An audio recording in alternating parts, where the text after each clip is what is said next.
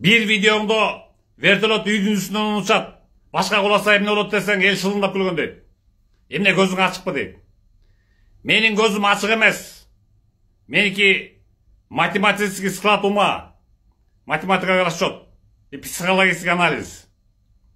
Россияда Жириновский событияларды көрөт айтса, биякта мен айтып турам. Мисалы, ошол эле вертолет боюнча 2 жыл мурда айтсам, эл шылындап күлгөн, каткырышып. Ал видеомду тим эле бүт бөлүшкөн. Анткени могу биздин үйдүн үстүнөн уча берет да, военный городок биякта жакын. А вертолет постоянно уча берет үстүнөн. Ошондо чыгып эшикке чыгып бир күнү возмущение айткам. Ай, токтоткулачы учканыңарды, башка куласаңар эмне болот, я? На голову упадет, что будет десем, ошол видеомду элдин баары шылындап күлүшкөн. Айтканда эле мына жакында кулап түштү, трагедия болду. Бир ай мурда. Бир жапжаш бала өлүп калды. Аны похорон кылып көмүштү. Менин айтканым келди, к сожалению, ошол. Андан мурда 2 жылдан бери кашап келгем. И ошол кашап келген бир 2 видеом бар. Камчы Көлбаев. Көп нагелет этпесеңчи, бийликтин ачуусу ат таштайт бир күнү. Ит аткандай эле. Аным экинчи божомолум так чыкты. Ишенбесе видео турат YouTube'да. Андан мурда да 3 жыл мурда.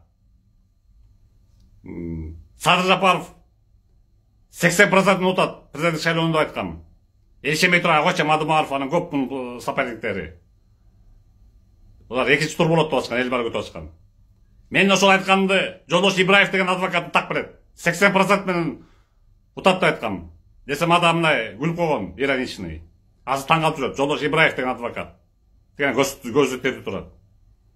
Так что Россияда Жириновский событияларды вперед айтса, биякта мен айтам вперед. И мен айткандай чыгат. Бирок баарын билүүчү, баарын чечүүчү Аллах, баары Аллахтын колунда. Аллах чечет баарын. Жириновскийди билбейм, меники просто математический склад ума. Мен эсептеп туруп эле билем вперед событияларды. Психологический анализ. И коомдун турмушун, дүйнөлүк коомдун, Кыргызстандын коомунун, жана СНГнын коомунун көрө тамырын мында кармай билүү, эмне болорун билүү, жана психологический анализ баарын изучать этип жүрүү.